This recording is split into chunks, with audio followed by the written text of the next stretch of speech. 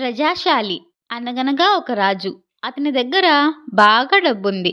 దాచడం కోసం ఒక శిల్పిని పిలిచాడు. రహస్య ధనాగారం ఏర్పాటు చేయించాడు. దానికున్న రహస్య ద్వారం కూడా ఇతరులకు తెలియనివ్వలేదు. దీనిని నిర్మించిన శిల్పి మాత్రం తక్కువవాడా, పిసినారి రాజుకు తగ్గవాడే. రాజుకు తెలియకుండా గోడకు అమర్చిన రాయి పలకల్లో ఇంకో రహస్య మార్గం ఏర్పాటు చేసి, పోయే ముందు కొడుకులిద్దరికీ దాని సంగతి చెప్పి కన్నుమూశాడు.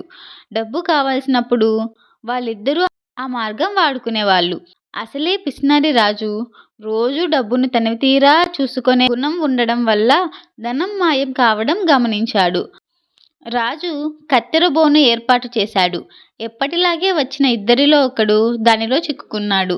తనను గుర్తుపట్టే స్థితి రాకూడదని అన్నచేత తన తల నరికించేసుకున్నాడు బోనులో చిక్కుకున్నవాడు. తల ఇంటికి తీసుకెళ్లాడు సోదరుడు.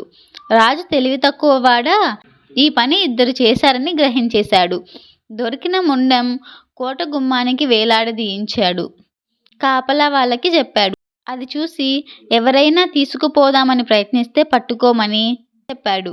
తల్లి పోరు పడలేక తల నరికిన వాడు నేర్పుగా కాపలా వాళ్ళకి సారా పోసి మత్తులో ముంచి మొండెం దించుకొని ఇంటికి పట్టుకుపోయాడు.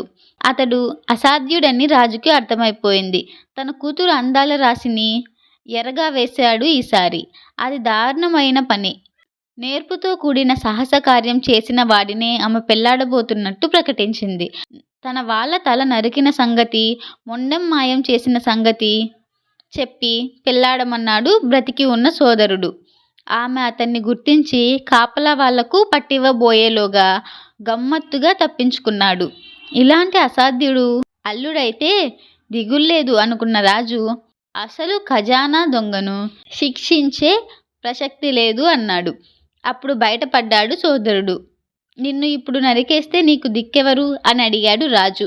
తమరు మా రాజులు కనుక అడిగే దమ్ములు ఎవరికీ లేవు. కానీ మీరాడిన ఆ మాట తప్పితే రేపు పరలోకంలో అల్లాకు జవాబు చెప్పుకోవలసి వస్తుంది అన్నాడు చిన్నవాడు. అతని ధైర్యాన్ని మెచ్చి రాజు తన కూతుర్నిచ్చి పెళ్లి చేశాడు. అంతేకాదు అర్ధరాజ్యం కూడా కానుకగా ఇచ్చాడు.